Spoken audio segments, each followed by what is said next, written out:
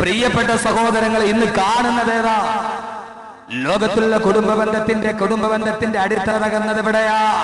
അള്ളാഹുവിന്റെ പ്രവാചകൻ പറഞ്ഞതെന്താ? ഇത് കേട്ടാൽ ഇവിടെ തിങ്ങി നിറയുന്ന സദസ്സിനോട് ഞാൻ എന്റെ വസിയത്തായിട്ട് പറയുകയാ, എന്നെ കേൾക്കാനെത്തിയ എന്റെ ചെറുപ്പക്കാരോട്, മക്കളെ വിവാഹം ആഗ്രഹിക്കുന്ന എന്റെ മാതാപിതാക്കളോട് അള്ളാന്റെ റസൂല് കുടുംബബന്ധത്തിന്റെ ആദ്യത്തെ അടിത്തറയായിട്ട് പറഞ്ഞതെന്താ? ഇതാ ഖത്തബയിലേക്കും മിമ്മനെ തറലൗന ദീനഹു വഖുലുഖാ ഫസവ്വിജൂഹു വഇല്ലാ തഫഅലൂഹു തകും ഫിത്നത്തുൻ ഫിൽ അർളി വഫസാദുൻ ഗരീർ. അല്ലാഹുവിന്റെ റസൂൽ പറഞ്ഞതാ, ഓ മാതാപിതാക്കളെ, ഇദാ ഖത്തബയിലേക്കും മിമ്മനെ തറലൗന ദീനഹു വഖുലുഖാ, നല്ല പദബോധമുള്ള അഞ്ചുവക്ത് നമസ്കാരം കലാകാട് നിർവഹിക്കുന്ന നല്ല സൽസ്വഭാവമുള്ള ഒരു യുവാവ് നിങ്ങളുടെ മകളെ വിവാഹം കഴിക്കാൻ വന്നാൽ, നിങ്ങളുടെ അടുക്കലേക്ക് വിവാഹാലോചനയുമായി വന്നാൽ, അവൻ പാവപ്പെട്ടവനായിരിക്കാം, അവൻ ഓട്ടോറിക്ഷ ഓടിക്കുന്നവനായിരിക്കാം, അവൻ സാധാരണക്കാരനായിരിക്കാം, പക്ഷേ അവൻ നമസ്കാരമുള്ളവനാണോ, അല്ലാഹുവിനെ പേടിയുള്ളവരാണ്. നിങ്ങളുടെ മകളെ വിവാഹം ചെയ്യാൻ ആലോചന വന്നാൽ ആ സമയത്ത് അവന്റെ അക്കൗണ്ട് നോക്കല്ലേ, അവന്റെ പേരിൽ ഒന്നുണ്ടെന്ന് നോക്കരുത്. അല്ലാഹുവിന്റെ റസൂൽ പറഞ്ഞു, അവന് നിങ്ങളുടെ വിവാഹം കഴിച്ചു കൊടുക്കണേ.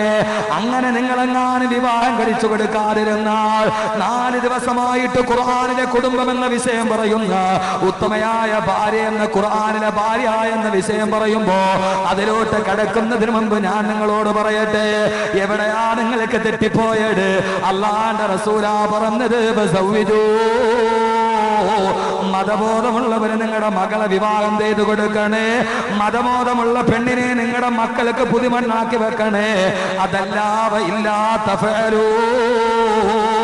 അള്ളാന്റെ റസൂല് പറയുകയാ, ഞാൻ പറഞ്ഞതിനെ അവഗണിച്ചുകൊണ്ട് പുതിയാപ്പയുടെ കയ്യിലുള്ള ഫ്ലാറ്റിന്റെയും കുടുംബത്തിന്റെയും കണക്കിന്റെ ആസ്തി തെരഞ്ഞിട്ട് പണക്കാരന് എന്റെ മകളെ കാറിൽ ഞെളിഞ്ഞിരിഞ്ഞ് നടക്കണമെന്ന ദുരാഗ്രഹത്തോട് ഏതെങ്കിലും വഴിയിൽ കിടക്കുന്ന എംബൊക്കിക്ക് നിന്റെ മകളെ കെട്ടിച്ചു കൊടുത്താൽ തക്കുന് ഫിത്നത്തും ഫിൽ അർളി വഫസാദുൻ ഗരീർ.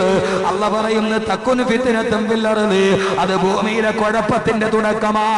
അള്ളാഹുവിന്റെ റസൂല് 14 നൂറ്റാണ്ടുകൾക്ക് മുമ്പ് ലോകത്തിന്റെ പതനം പ്രവചിച്ചു പോയ മസ്ജിദുൻ നബവിയുടെ മിഹ്റാബിന്റെ താരനുണ്ട്. അള്ളാഹുവിന്റെ റസൂല് പറയുകയാ, അത് ഭൂമിയിലെ കുഴപ്പത്തിന്റെ തുടക്കമാ. അങ്ങനെ ചെയ്തില്ലെങ്കിൽ കുഴപ്പം തുടങ്ങല. വിവാഹ കച്ചവടത്തിന്റെ തലയിൽ കെട്ടിക്കൊണ്ടുവന്ന പൊന്നിന്റെ അടിസ്ഥാനത്തിൽ പൊള്ളാച്ചി ചന്തയിൽ പോത്തിന് വിൽക്കണ മാതിരി പൈസ അങ്ങോട്ടും ഇങ്ങോട്ടും പറഞ്ഞിട്ടൊരു കല്യാണം നടത്തിയാൽ വല്ലാഹി ആ കല്യാണം മുമ്പോട്ട് പോവില്ല. അത് തുടക്കത്തിലെ കുഴപ്പമായിരിക്കും. മാത്രമോ ഫസാദുൻ ഗരീർ, വലിയ കുഴപ്പം അതിലൂടെ ഉണ്ടാകുമെന്ന്. ഭാര്യ ഭർത്താവിനെ അനുകരിക്കുകയില്ല, ഭർത്താവ് ഭാര്യ അനുസരിക്കുകയില്ല. ഭാര്യയുടെ വിചാരണം എന്താ? തല നിറയെ പൊന്നുമായിട്ട് വന്നവളല്ലേ, ലക്ഷങ്ങൾ എന്റെ വപ്പ വാരിയിട്ടരല്ലേ, ഇവന്റെ ഉമ്മാക്ക് ഞാൻ എന്തിനാ വെള്ളമനത്തി കൊടുക്കുന്നത്, ഇവന്റെ ഉമ്മാക്ക് എന്തിനാ രാവിലെ ഞാൻ ചായയിട്ട് കൊടുക്കുന്നത്, എന്തിനാ ലക്ഷവുമായിട്ട് കളങ്ങി വന്ന എനിക്ക് ഇവന്റെ ഉമ്മയെ തിന്നുന്നത് എന്റെ പൈസയല്ലേ, അവളല്ലേ എനിക്ക് ചായയിട്ട് തരേണ്ടത് എന്ന് വിചാരിക്കുന്ന എത്രയോ കുടുംബമുണ്ട്. അല്ലാഹുവിന്റെ റസൂല് പറഞ്ഞിട്ടുണ്ടാ, മതബോധമുള്ളവർക്ക് മക്കളെ വിവാഹം ചെയ്തു കൊടുക്കണേ. പണത്തിന്റെ അടിസ്ഥാനത്തിലുള്ള കല്യാണം മാറ്റണേ. വിവാഹ ചന്തയിൽ മാത്സര്യ ബുദ്ധിയോടെ കോടികളിൽ നിന്ന് പകിട കളിക്കുന്ന സമുദായത്തിന്റെ നടുവ് പാവപ്പെട്ട പെണ്ണിനെ കെട്ടിക്കാൻ വേണ്ടി പള്ളിക്കോലായിൽ തുണി വിരിക്കുന്ന ആയിരക്കണക്കിന് പിതാക്കന്മാരുടെ നടുവ് ദീനുള്ള പെണ്ണിനെ കെട്ടണേ. അല്ലാഹുവിന്റെ റസൂല് പറഞ്ഞിട്ടുണ്ടാ, 4 മാനദണ്ഡങ്ങളുടെ പേരിലെ ഒരു പെണ്ണിനെ കെട്ടാവൂ. ഒരു പെണ്ണിന്റെ സൗന്ദര്യം നോക്കി ചെറുപ്പക്കാരാ നിനക്ക് വിവാഹം ചെയ്യാം, അവളുടെ കുടുംബം നോക്കിയിട്ട് നിനക്ക് വിവാഹം ചെയ്യാം. അല്ലാഹുവിന്റെ റസൂല് പറഞ്ഞു, അവളുടെ സാമ്പത്തികം നോക്കിയിട്ട് നിനക്ക് വിവാഹം ചെയ്യാം. പക്ഷേ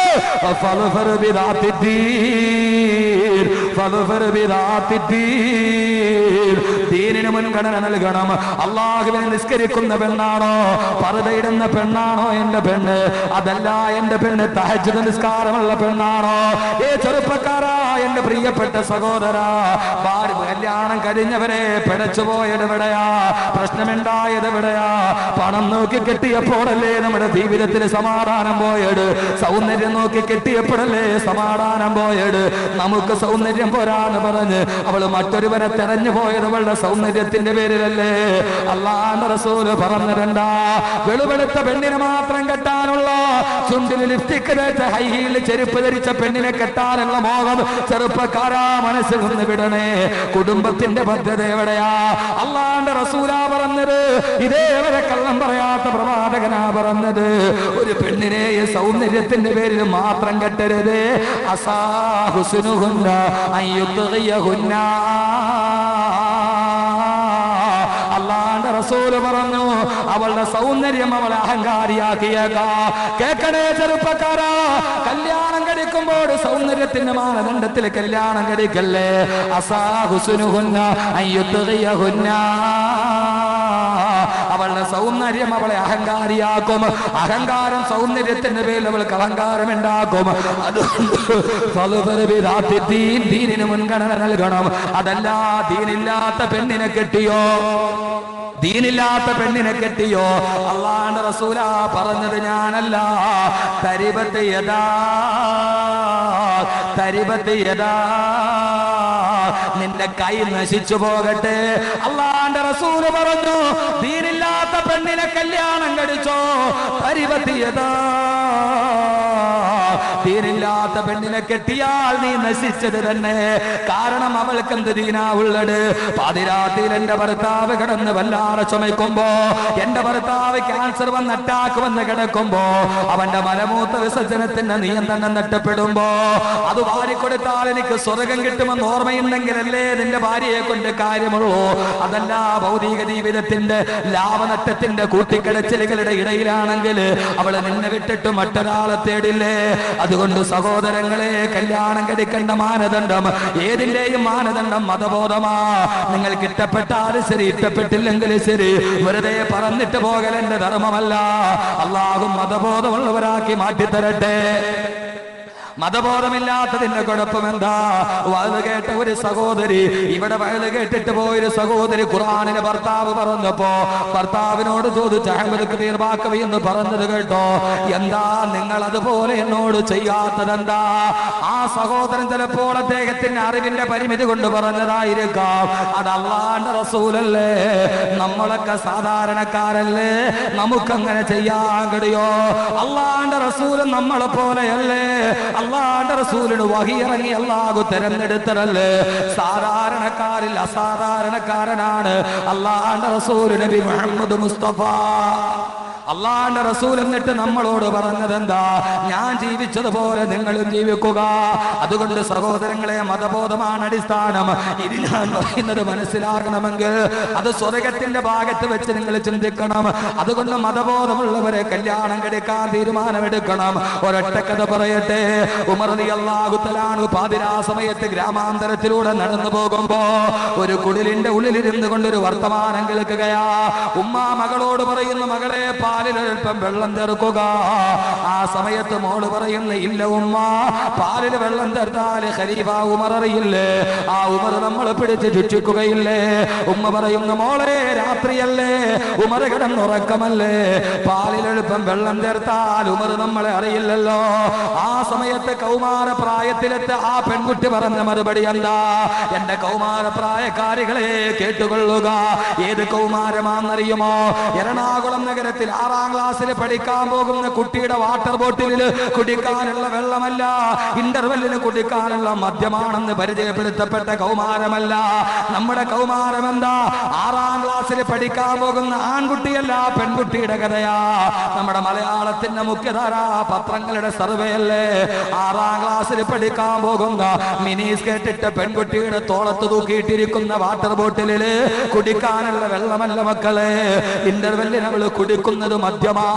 ആ കൗമാരത്തിന്റെ നടുവിലാ 14 നൂറ്റാണ്ട് മുമ്പ് രാത്രിയിൽ കല്യാണ പ്രായമെത്തിയ ഒരു പെണ്ണ് പറയുന്നു, ഉമ്മ പറഞ്ഞത് ശരിയാ, പാലിൽ വെള്ളം ചേർത്താൽ ഉമർ അറിയില്ല. പക്ഷേ ഇതൊക്കെ ഉമറുനാഴിമൻ ഇതാക്കാന ഉമറുനാഴിമൻ ഉമർ ഉറങ്ങിയാലും ഉമറിന്റെ റബ്ബ് ഉറങ്ങില്ലല്ലോ. ഉമറല്ലേ ഉറങ്ങും, ഉമറിന്റെ അള്ള ഉറങ്ങില്ലല്ലോ. അവൻ നമ്മെ കാണുന്നില്ലേ? ഉമർ റളിയല്ലാഹു അൻഹു എന്ന പിതാവ് കുടിലിന്റെ വെളിയിൽ വെച്ചിട്ട് ഈ സംസാരം കേൾക്കുകയാ. മക്കളെ മുഴുവനെ കച്ചവടക്കണക്കിൽ കല്യാണം കഴിക്കുന്ന മാതാപിതാക്കളെ ഉമർ റളിയല്ലാഹു അൻഹുവിന്റെ മനസ്സ് കിളിർത്തു പോയി. അൽഹംദുലില്ലാഹ്, ഉമർ നാട് ഭരിക്കുമ്പോ അള്ളാനെ പേടിയുള്ള പ്രജകളെ തന്ന അള്ളാ നിനക്കാണ് സർവസ്തുതി. ഉമർ റളിയല്ലാഹു അൻഹു എന്ത് ചെയ്തെന്നറിയുമോ? നേരെ വീട്ടിലോട്ട് നടന്നു. വീട്ടിൽ പോയിട്ട് രാവിലെ എഴുന്നേറ്റപ്പോൾ മകനോട് പറയുകയാ, മകനെ മകനെ നിനക്ക് ഞാനൊരു പെണ്ണിനെ കണ്ടുവച്ചിട്ടുണ്ട്. മകൻ പറയുന്ന ആരാണുപ്പാ? ഉമർ പറഞ്ഞ് തലേ ദിവസത്തെ കുടിലിലെ പെണ്ണിനെ വിളിച്ചു കൊണ്ടുവരിക. ആ പെണ്ണിനെ പോയി കൂട്ടുകാര് വിളിച്ചു കൊണ്ടുവന്നു. ആ പെണ്ണ് വല്ലാതെ പേടിച്ചു പറച്ചു പോയി. ഇന്നലത്തെ വീട്ടിൽ നടന്ന സംഭവം ഉമർ അറിഞ്ഞിരിക്കുമോ? തുറങ്കിലടക്കാൻ വിളിക്കുകയാണോ?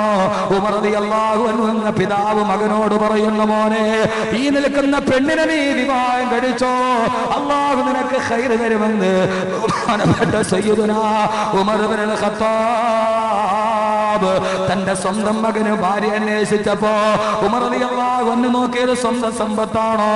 എത്രയോ കല്യാണങ്ങളാണ് പെണ്ണിന്റെ പേരിലുള്ള വീട് പുതിയാപ്ലയുടെ പേരിൽ എഴുതി വെക്കാത്തത് കൊണ്ട് കല്യാണ വീട്ടിൽ നിന്ന് ഇറങ്ങിപ്പോയ നാണം കെട്ട ആഭാസത്തിന്റെ സമൂഹമേ, എത്രയോ കല്യാണമാണ് എന്റെ വീടിന്റെ അടുത്തുള്ള ഒരു കല്യാണം തെറ്റിയത്. എങ്ങനെയാ? ഡേറ്റ് തീരുമാനിച്ചു, കല്യാണക്കുറി അടിച്ചു. പെണ്ണിന്റെ വാപ്പ പറഞ്ഞു, ആ പാവപ്പെട്ട പെണ്ണിനെ കിടക്കാനുള്ളത്. അവളുടെ താഴെ 3 പെൺകുട്ടികളുണ്ട്. അവളുടെ സഹോദരികളെ കല്യാണ പ്രായം നിറഞ്ഞു നിൽക്കുകയാ. ചെറ്റക്കൂരയും 5 സെന്റ് സ്ഥലമാ ഉള്ളത്. കെട്ടാമെന്ന നാണം കെട്ട നട്ടല്ലില്ലാത്തവന്റെ പിതാവ് പറഞ്ഞിരുന്നാ, അവളുടെ ഈ ചെറ്റക്കൂര എന്റെ മോന്റെ പേരിൽ എഴുതി വെക്കാറ്. ഇനിയും 3 എണ്ണം ബാക്കിയില്ലേ, അതിന് കൊടുത്താൽ എന്റെ മോന് കിട്ടുമോ? അതുകൊണ്ട് എന്റെ പേരിൽ എഴുതി വെക്കണമെന്ന് പറഞ്ഞപ്പോ, അതെഴുതിയാൽ തലതായ്ക്കാൻ കൂരയില്ലാത്തവര് എഴുതി വെക്കാൻ പറ്റില്ലെന്ന് പറഞ്ഞപ്പോ, കല്യാണം കുറിയടിച്ച കല്യാണം മാറ്റിയ നാണം കെട്ട വരേണ്യവർഗമേ, പാവപ്പെട്ട പെണ്ണിന്റെ കൊറ്റക്കൂര പോലും മകന്റെ പേരിൽ എഴുതി വെക്കാറ് കല്യാണം നടത്തില്ല എന്ന് വാശി പിടിക്കുന്നവരോട് ഉമർ റളിയല്ലാഹു അൻഹു ചെയ്തതെന്താ? അതുകൊണ്ട് സഹോദരങ്ങളെ, നമ്മുടെ നിക്കാഹ് നല്ല നിക്കാഹായിരിക്കണം. അല്ലാഹ് ഇഷ്ടപ്പെട്ട നിക്കാഹായിരിക്കണം. അല്ലാഹു തൗഫീഖ് നൽകി അനുഗ്രഹിക്കുമാറാകട്ടെ.